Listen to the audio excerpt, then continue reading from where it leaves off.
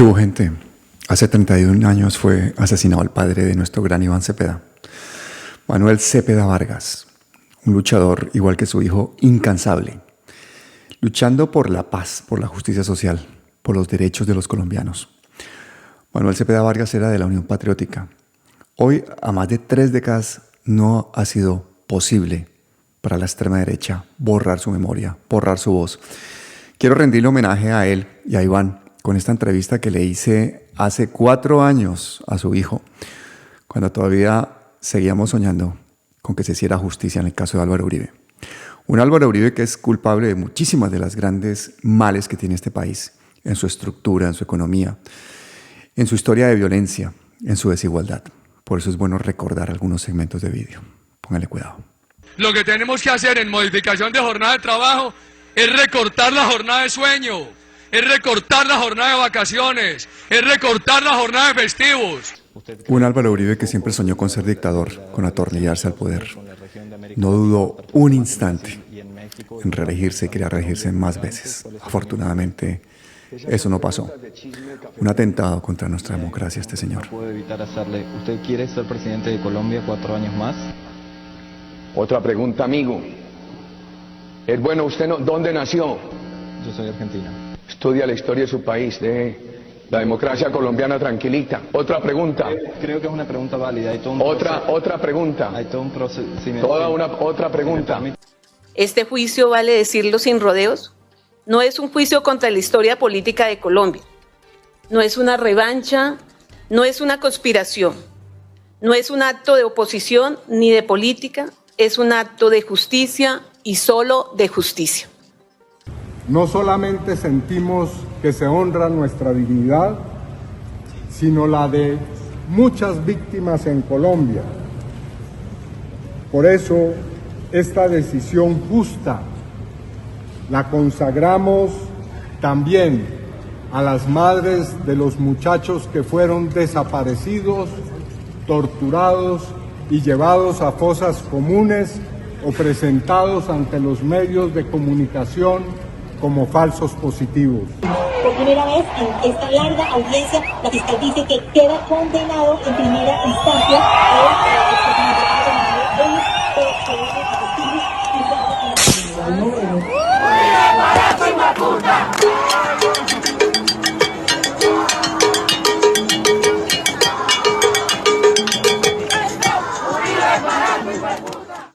Después de este se vienen seguramente muchos juicios más por cosas horrendas. Pero el gran precedente es esta primera sentencia. Noticias 1 obtuvo los testimonios de 3 empleados de Hacienda La Carolina de Santiago Uribe que dan cuenta de la existencia allí de un campo de torturas y de la presencia en ella de sicarios de un grupo paramilitar que respondían a las órdenes de él, Ignacio.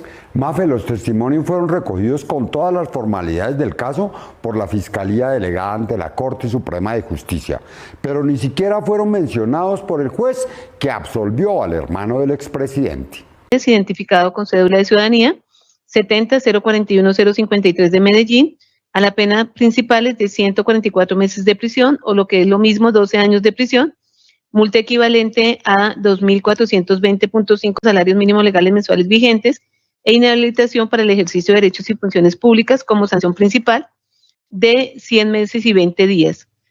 Los hijos de Uribe han hecho acusaciones gravísimas contra Iván Cepeda y una campaña de difamación que se les puede dar la vuelta. Y él les ha contestado en estos días. Pero parece que no les basta con que sea su padre el único preso en la familia. Bueno, su padre no, también está su tío Santiago, también está Mario Uribe, Dolis y Fuentes. Bueno, pero parece que ellos también quieren ingresar a ese club. La producción de cocaína en Colombia se multiplicó por 10 entre 2010 y 2025. La política antidrogas de Santos y Petro fracasó, y con ella nos hemos llenado nuevamente de criminalidad. La única manera de superar permanentemente este fenómeno es extraditando a los determinadores políticos del narcotráfico. Invito a los candidatos presidenciales que buscan derrotar al régimen de Petro y Cepeda en las elecciones del año entrante para comprometerse a liderar la cooperación judicial para extraditar a los determinadores políticos del narcotráfico. Dado que los señores Jerónimo y Tomás Uribe han emprendido una campaña en mi contra en la que han decidido calumniarme de una manera abierta y realizar acciones en mi contra. Voy a precisamente también tomar cartas en este asunto y quiero decirlo claramente. Voy a emprender mi defensa desde el punto de vista jurídico. Así que me he permitido redactar un mensaje que leo a continuación. Hablemos de justicia entonces, señores Tomás y Jerónimo Uribe.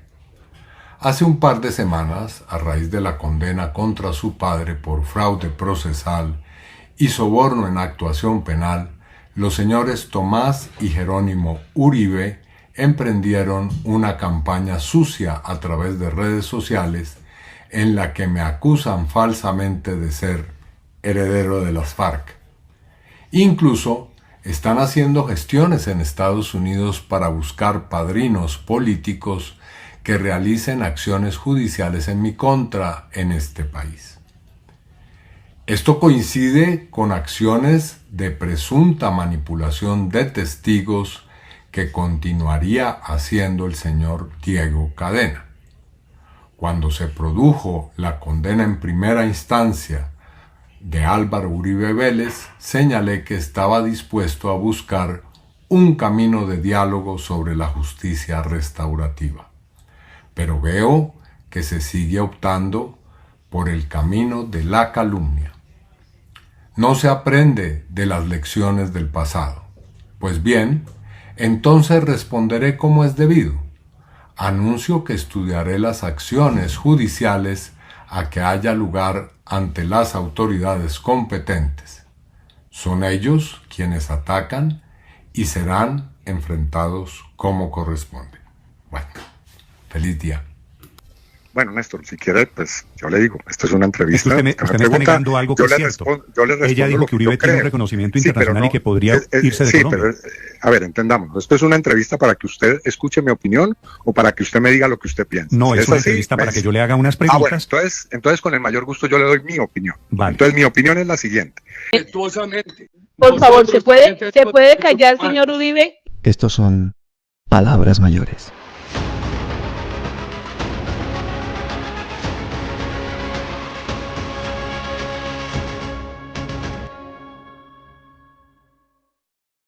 Y ahora sí los dejo con la entrevista.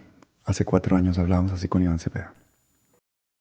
Nuestro invitado de hoy es un hombre tranquilo, casi imperturbable, de profesión filósofo, con maestría en Derechos Humanos, escritor, y cuando habla dice tanto con los silencios como con las palabras. Con esa descripción sería difícil de creer que se trata de uno de los protagonistas indiscutibles de la historia reciente de Colombia, uno de los países más violentos e injustos del mundo. Pero es así. Una lucha que comenzó como víctima, pues su padre, otro luchador incansable, fue asesinado. Y nuestro invitado ha dedicado su vida no solo a esclarecer ese asesinato, sino el de miles y miles de víctimas de crímenes de Estado en Colombia. Iván Cepeda, bienvenido. Es un honor tenerte aquí. Gracias, Pablo.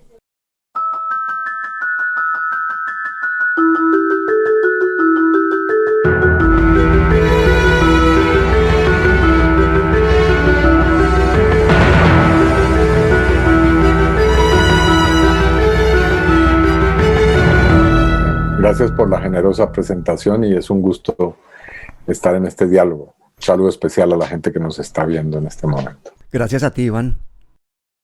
Cuéntanos un poquito quién era tu padre. Bueno, él era una persona que desde muy temprano en su vida personal, profesional, familiar, tomó unas decisiones que marcaron su existencia. De manera muy temprana optó por la militancia en la Juventud Comunista y también estudió Derecho y después se dedicó al periodismo, campos que le sirvieron para desarrollar esa vocación política, fundamentalmente un compromiso con distintos sectores del país que han vivido en condiciones muy difíciles, ¿no? Con movimiento campesino, con sectores trabajadores, gente que en las ciudades padece la miseria. Y por supuesto, pues ese compromiso se dio en condiciones muy difíciles, porque la vida política de mi padre transcurrió entre la década del 60 y comienzos de la década del 90, y esos 30 años estuvieron marcados siempre por una serie de episodios de violencia, del conflicto armado, que al final terminarían costándole la vida a él. ¡Compañero Manuel Cepeda! Hemos dicho con palabras claras que quienes han asesinado a mi padre son aquellos que también han asesinado a 2.500 hombres que, como él, han dicho la verdad en Colombia. Son los que mi papá claramente dijo que atentarían contra su vida y que bajo el nombre de golpe de gracia han cegado la vida de tantos hombres de honor en Colombia. Él estuvo muy involucrado en los procesos de paz, en la denuncia del exterminio contra la Unión Patriótica y contra el Partido Comunista, y bueno, ese fue su recorrido. A eso consagró su vida y a esos principios siempre respondió de manera coherente.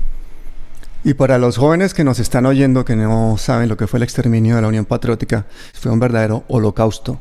Se asesinó a los dirigentes militantes de todo un partido político de izquierda. Había 2 candidatos presidenciales, 8 congresistas, 13 diputados, 70 concejales, 11 alcaldes y 6.000 militantes. Fueron exterminados.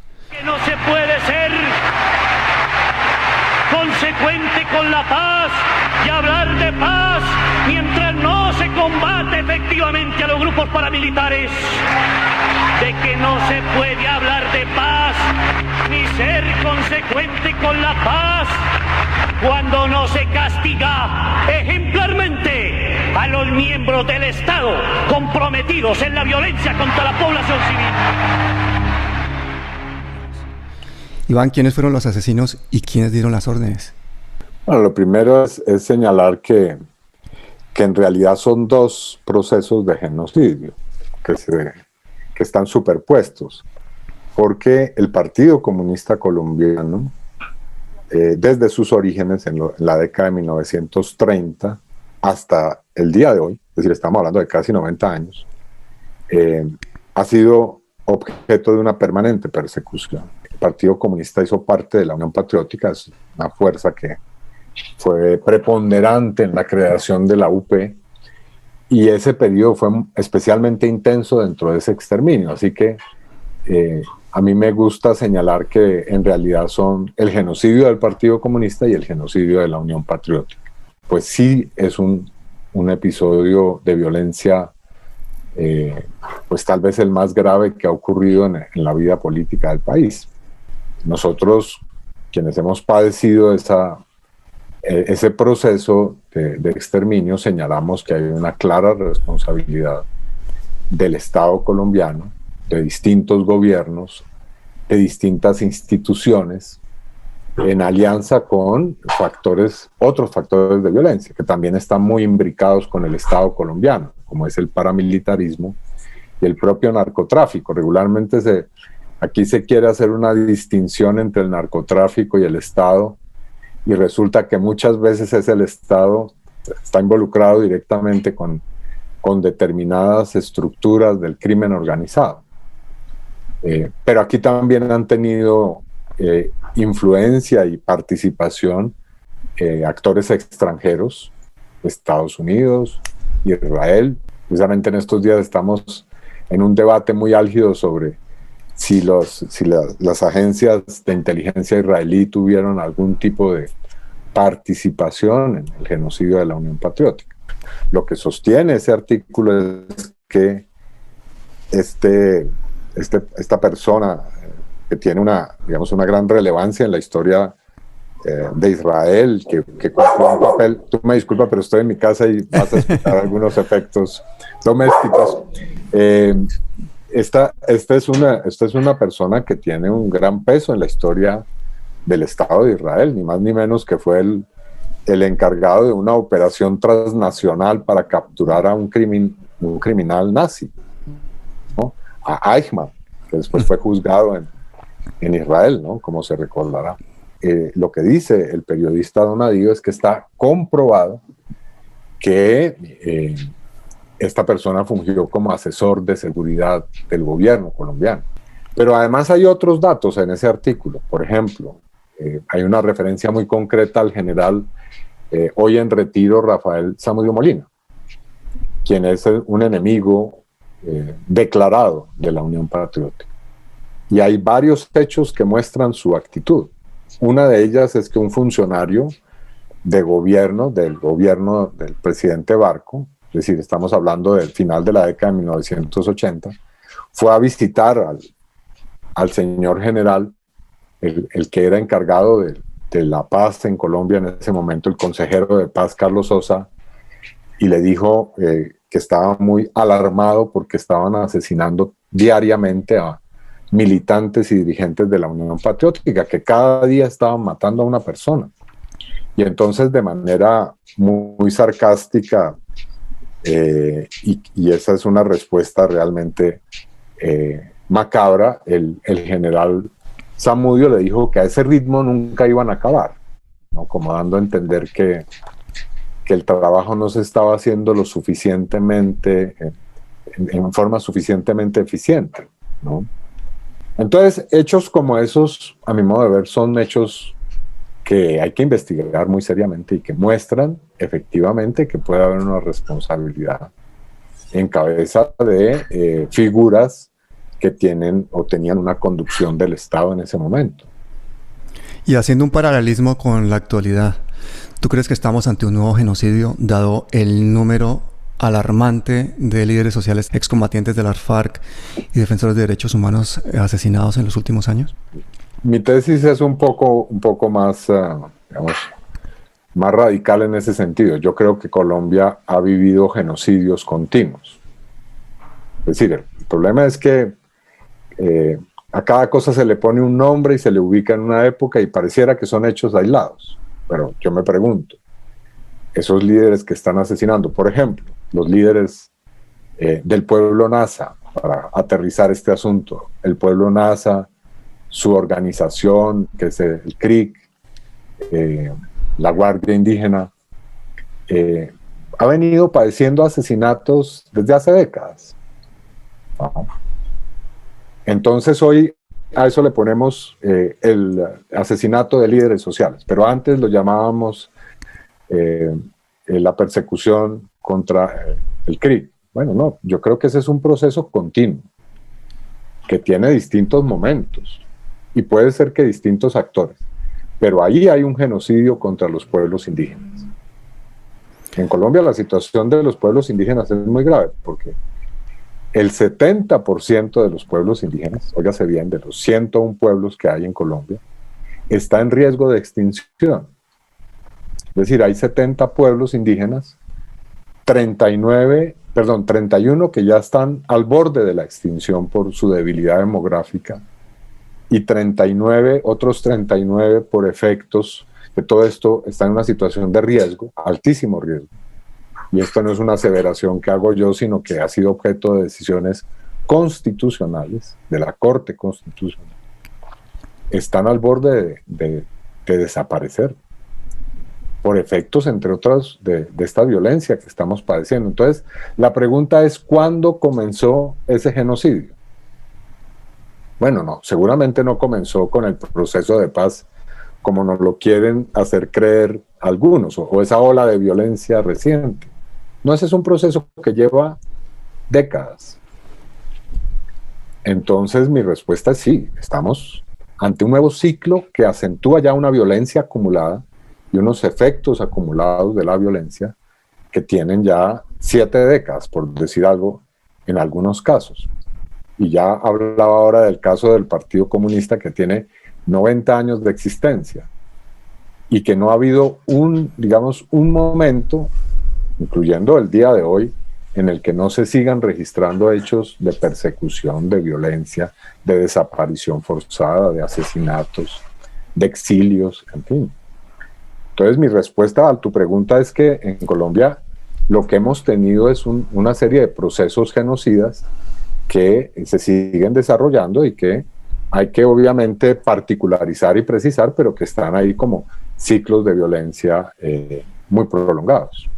Hay que decir que tú empezaste como un activista creando Movice y siendo vocero de Movice, que es el movimiento de defensa de las víctimas de crímenes de Estado en Colombia, pero luego la vida te ha llevado a ser representante a la Cámara y senador 2 veces, y año a año has sido elegido como uno de los políticos más valorados del país, y ha sido por el calado de tus debates en el Congreso, en el que te enfrentas con un valor casi temerario a las oscuras fuerzas mafiosas y paramilitares que gobiernan a Colombia desde hace 2 décadas. Pero hubo un antes y un después, y fue cuando el expresidente Álvaro Uribe te acusó de intentar sobornar testigos en su contra. Y 7 años después la Corte Suprema de Justicia termina dándose cuenta que es Uribe el que soborna testigos, y el caso espectacularmente se da la vuelta y termina Uribe en arresto domiciliario. ¿En qué va eso y qué se puede esperar que pase? Bueno, no sabría decir eso porque este proceso es un proceso muy largo que ha dado muchos giros. Tú ya mencionabas uno que ocurrió en el año 2018, pero ahora ha dado otros. Ahora estamos en otro terreno. Uribe renunció a su investidura parlamentaria y ahora pues es la Fiscalía. Nosotros hemos dicho junto a mis abogados que respetamos, por supuesto, y acatamos las decisiones que se tomen, pero tenemos evidencia de que ahí no se nos están dando las garantías necesarias por algunos hechos que podríamos detallar, pero tenemos un muy fuerte sentimiento y incluso certeza de que las cosas no se están llevando como se debiera. Entonces es muy probable que ahora venga un momento en el que se intente borrar las pruebas y prácticamente poner a Uribe en una situación de impunidad. Eso es lo que yo sostengo, ¿no? Esa es mi acusación como víctima en este proceso. Así que no sabría decir cuál va a ser el desenlace, es muy difícil preverlo. Además ya no es un solo proceso, hay ya 3 procesos. En realidad está también siendo juzgado ya en este caso el abogado de Uribe, el señor Diego Cadena, uno de sus abogados, y también un copartidario que es el representante a la Cámara, Álvaro Hernán Prada, que también puede terminar siendo llamado a juicio. Entonces, es difícil hacer un pronóstico sobre este asunto. Lo que sí puedo decir es que es un proceso que vamos a llevar hasta sus últimas consecuencias, instancias, y que tiene un doble nivel. Es por una parte un proceso judicial, pero también es un proceso que se está dando ante la opinión pública, en el cual la opinión pública está pudiendo ver lo que está ocurriendo. Entonces yo creo que esto tiene unos efectos que van más allá simplemente de la cuestión de si va a haber una condena o un juicio en el caso de Uribe, sino que también tiene efectos políticos. Y creo que son efectos políticos saludables, porque estamos asistiendo a un ejercicio que era impensable, y era que Uribe, que era considerado como una especie de semidios, que era intocable, que no era susceptible de ser llamado a rendir cuentas, pues hoy lo está teniendo que hacer. Además de los empresarios y los terratenientes, que en muchos casos eran los mismos, los políticos, especialmente los aliados del expresidente Uribe, también aprovecharon esa máquina de muerte para llegar al Congreso. Más de 98 parlamentarios fueron investigados por la Fiscalía por sus vínculos con los paras. Hasta el momento, 35 de los políticos han sido condenados. 2 parlamentarios, Gidis Medina y Teodolindo Avendaño, fueron comprados por el gobierno Uribe para garantizar su reelección. Y Uribe dice que no sabía nada de lo que hacía su abogado, ¿no? O sea, que no le importa sacrificar a Cadena en un momento dado. Pues es muy paradójico, ¿no? Como todo lo que ha sido la defensa de Uribe, porque de una parte él dice que no tenía conocimiento y que hubo una serie de actuaciones que hizo el señor Cadena sin haberle informado o que le informó después de que había ya tomado las acciones.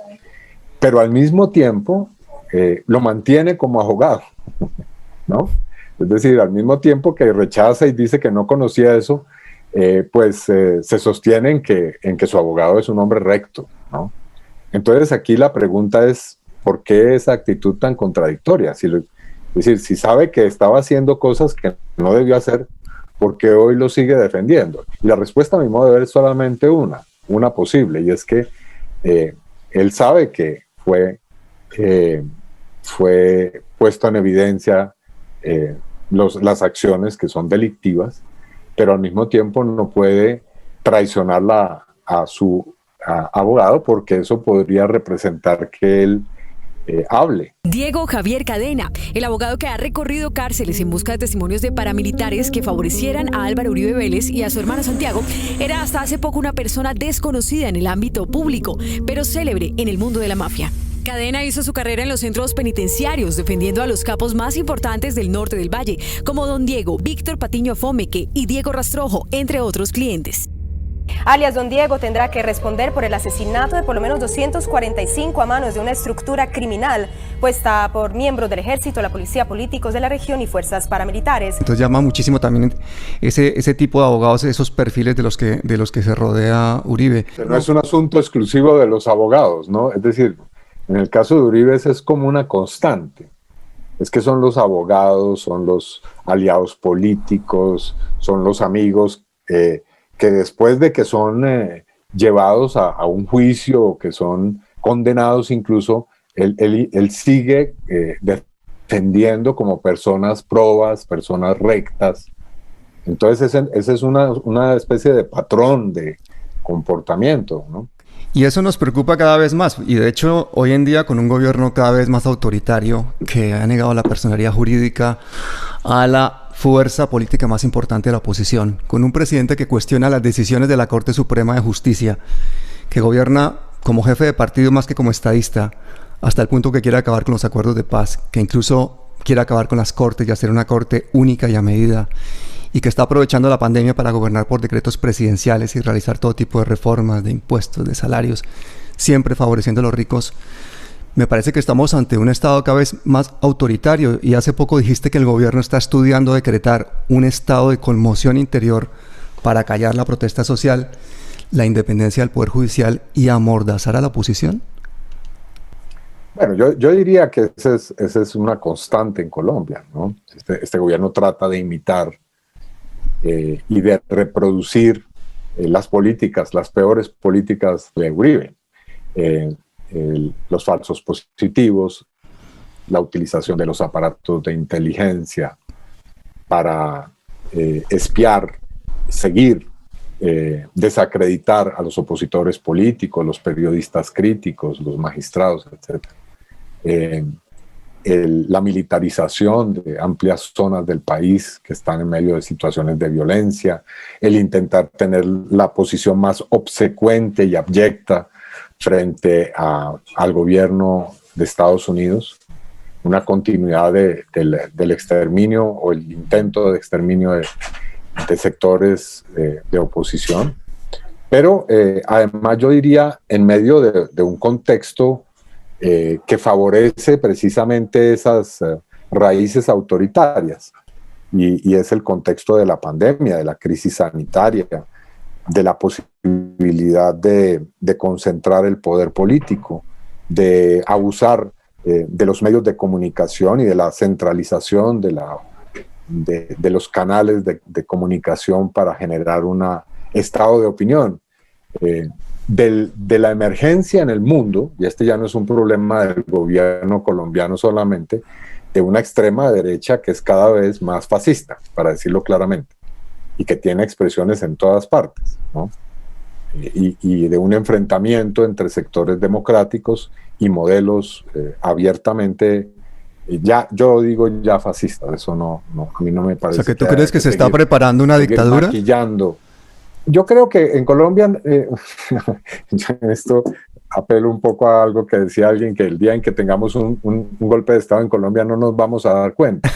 Digo, no creo que sea necesario incluso, porque en Colombia existe un Estado militarista, un Estado en el cual hay una gran fuerza del del aparato militar y unas élites civiles militaristas, ¿no? Entonces puede ser que sí se avance en intentar acabar con ciertas formas y ciertas instituciones que se han ido conquistando y que sí son fruto de una lucha democrática, pero no creo que en Colombia veamos en el futuro a los militares tomando el poder. No, esa no va a ser aquí la modalidad. Aquí ya ha habido, digamos, los golpes de Estado no son necesarios en un país que tiene una tradición autoritaria como la de Colombia, creo yo. Yo quiero hacerte una pregunta casi personal. ¿Tú cómo haces para tener esa resiliencia que tienes? Esa resistencia, ese aplomo, esa tranquilidad. ¿Qué haces? ¿Yoga, deporte? ¿Qué comes? Cuéntame un poquito. Si tú tomas a quienes tenemos alguna posición de dirigir o también a mucha gente que está en el trabajo en todos los niveles de las organizaciones sociales, populares, vas a encontrar las mismas historias, ¿no? Así que no es nada excepcional, yo creo. Es parte de una tradición y pues que tiene distintas manifestaciones y distintas formas de ser. La mía es pues esta que hemos venido comentando, pero hay muchas personas, yo diría en general, quienes ocupan cargos de dirección en esto y quienes han tenido una historia larga en los movimientos sociales en Colombia, tienen el mismo tipo de vida y la misma historia de resistencia, claro.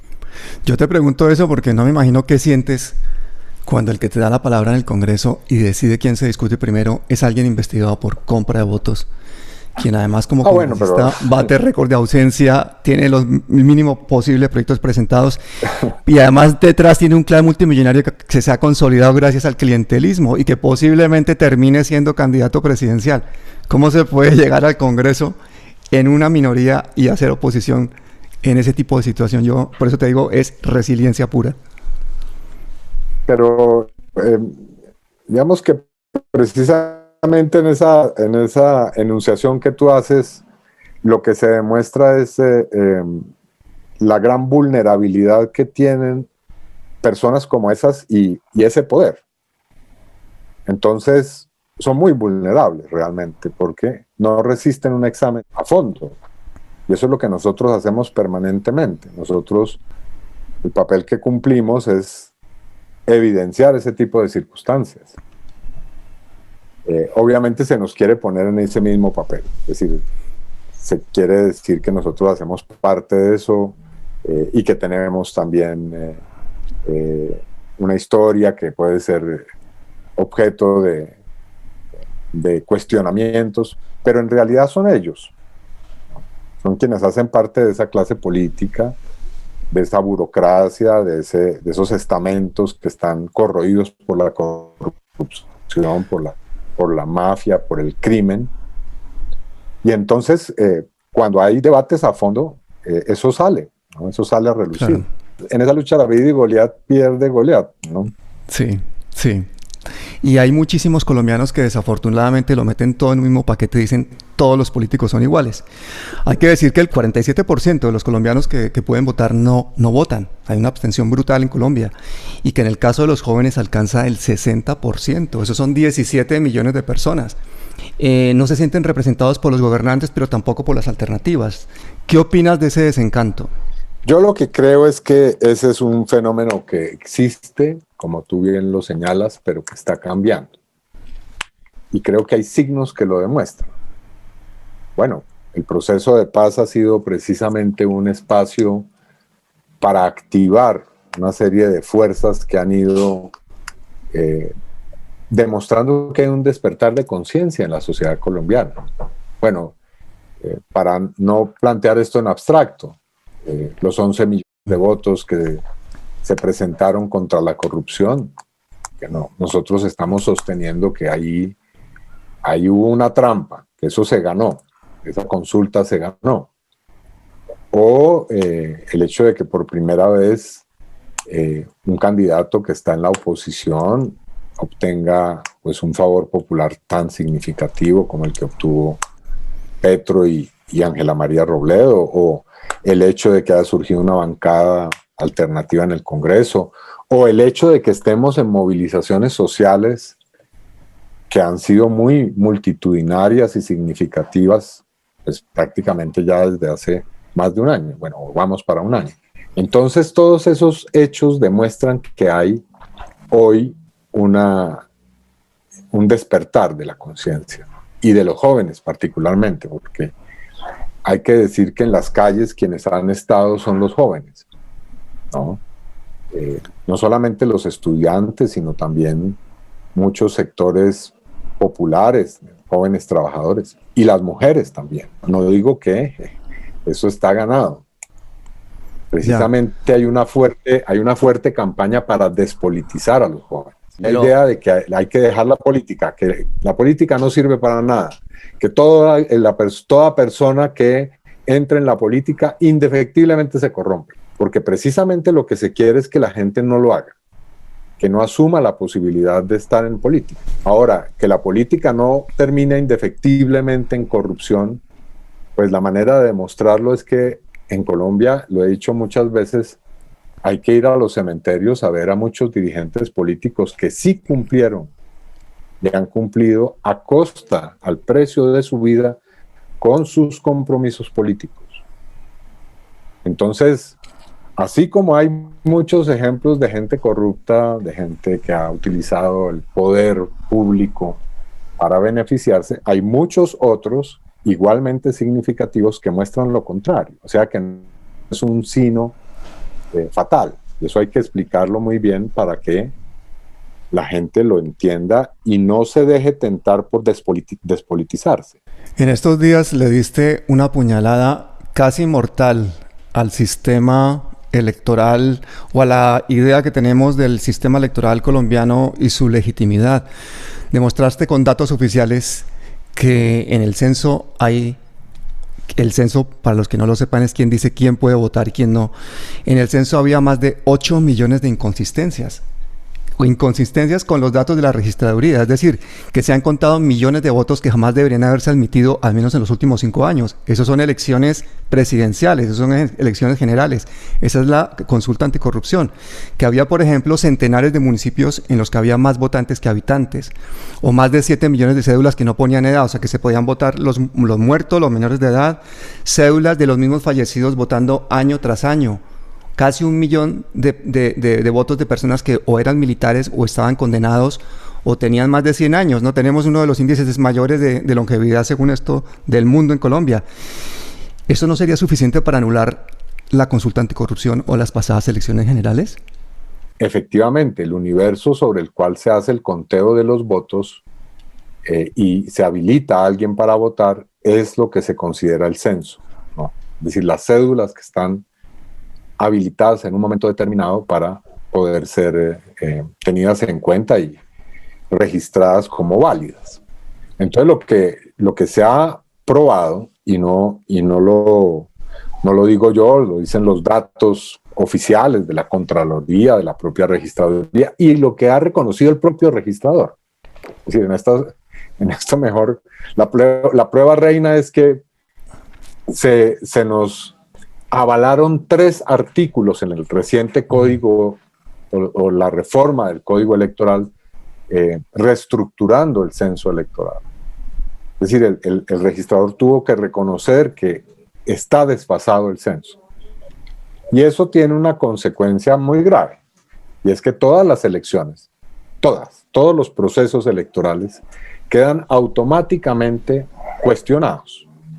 Ahora, en distinto grado, podemos discutir qué tan válidos fueron determinados resultados. No estoy diciendo que todos los resultados son falsos, pero sí hay un problema muy grave. ¿Por qué? Porque esos desfases, así como algunos pueden ser involuntarios, otros han sido provocados e intencionales y han servido al fraude electoral. O sea que aquí hay gente que ha ganado elecciones de una manera fraudulenta. Bueno, eso no es ningún descubrimiento realmente, ¿no? Entonces, lo primero que hemos puesto en discusión es de los resultados de la consulta anticorrupción. Nos fallaron en contra una tutela que interpusimos y seguramente hoy debemos estar apelando a esa tutela porque el juez, a nuestro modo de ver, no tomó en cuenta hechos que son protuberantes. Y es que el propio registrador reconoció que el censo estaba inflado en el momento de la consulta. O sea que la consulta nosotros sostenemos que se ganó. Iván Cepeda, ¿te gustaría ser presidente? No, a mí lo que me gustaría es que podamos poner a alguien en la presidencia. Yo creo que hay muchas personas que hoy están candidatizadas que tienen el mérito, el conocimiento necesario para hacerlo. Menciono a Gustavo Petro, menciono a Alexander López, que es candidato de mi partido.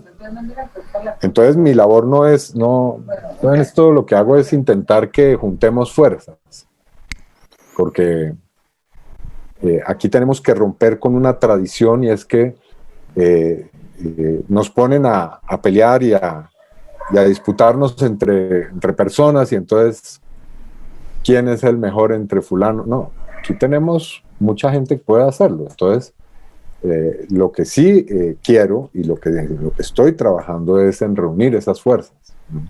Junto con mucha gente, buscar que haya un bloque muy, muy sólido para poder ganar las elecciones y para poder ganar las mayorías parlamentarias. ¿Unas primarias de los partidos progresistas para definir un candidato único, por ejemplo? Se están discutiendo fórmulas, ¿no? La ideal, la que yo creo sería ideal, es que en la primera vuelta podamos aparecer ya con una sola candidatura. Ahora, eso no es fácil, pero si no es posible en la primera, con toda certeza sí hay que hacerlo en la definitiva, que es la segunda vuelta, ¿no? Ahí tiene que haber una candidatura de todos los sectores que yo diría son democráticos. Ahora, que hay una gran discusión de qué tan democráticos son unos, si existe o no existe el centro político, qué tan de izquierda son unos que se dicen de izquierda, pero esas discusiones a mí me parece que pues, pueden tener alguna relevancia, pero no son fundamentales, porque la derecha sí no se anda con ese tipo de sutilezas. Ellos no se ponen a discutir quiénes son. Es más, quieren impostar quiénes son. Ellos no se ponen a desdeñar el centro, sino que intentan mostrarse como centro cuando saben que son la extrema derecha. Respecto a eso, en las pasadas elecciones, 4 millones de colombianos que dicen estar cansados de la polarización votaron a un candidato con una imagen progresista, pero que representa al grupo empresarial antioqueño, causante del desastre medioambiental y humanitario y de corrupción llamado Hidroituango. ¿Realmente existe el centro o es el plan de la derecha para dividir a la izquierda? Está bien, vamos a hablar del tema. Bueno, no, yo creo que en Colombia tenemos unos sectores que se han venido apartando de cierto tipo de decisiones del modelo económico y político, ¿no? Y ahí tenemos con esos sectores algún tipo de afinidad. ¿Cuáles son esos puntos de coincidencia? Bueno, tenemos una visión sobre la necesidad de que se produzca un acuerdo o varios acuerdos para llegar a la paz en Colombia. Ahora, no tenemos una valoración idéntica de qué es la paz. En eso debo ser franco. Podríamos decir que hay un cierto consenso con relación a la necesidad de una reforma rural y al respeto de ciertas instituciones. Entonces, a mi modo de ver, ese núcleo de temas que no van a otros como los que tú dices, yo en eso no me voy a poner a discutir si no hay o no responsabilidad. Muy probablemente la hay, claro que sí. Pero podemos generar un gobierno que permita avanzar en ciertos asuntos. Y aquí la pregunta entonces la pongo en este sentido. ¿Qué preferimos? ¿Un gobierno compartido con sectores con los que tenemos ese tipo de coincidencias o un cuarto gobierno del uribismo? Y te voy a poner un ejemplo sobre ese particular. que es el siguiente. Hubo un momento en el desarrollo del proceso de paz en el que las fuerzas de izquierda teníamos que tomar una decisión. Era o 4 años más del gobierno de Santos y de la posibilidad de llegar a un acuerdo de paz, o simplemente abstenernos. Bueno, hubo sectores que tomaron la decisión de abstenerse. Por respeto, no comparto su decisión, pero si la izquierda no hubiera tomado esa decisión, que a mi modo de ver fue correcta y oportuna, sencillamente no se hubiera podido terminar el acuerdo de paz. Bueno, no es exactamente la misma circunstancia, pero es el mismo tipo de decisión que debemos tomar. Y tomar partido, ¿no? Porque yo te pregunto, ¿se puede ser, por ejemplo, progresista y pedir el voto en blanco como lo ha hecho en el pasado el senador Robledo? Mi norma no es discutir con la gente del campo que yo comparto. Yo no hago esas discusiones. No porque no tenga argumentos o porque me dé miedo discutir, ¿no? Internamente hemos tenido muchas discusiones, sino porque no creo que haya que facilitarle la tarea a quienes son nuestros enemigos comunes. Entonces, por supuesto, esa decisión yo no la compartí. No la compartí y tomé una decisión contraria y fui consecuente con esa decisión. Pero no por eso voy a demeritar a un congresista y a un líder político como es Jorge Enrique Robledo. Y te doy un ejemplo reciente. Nosotros, y esto ya es público, hemos tenido en el Polo Democrático que tomar una decisión que se venía de alguna manera incubando, y era la de, digamos, dejar de seguir juntos.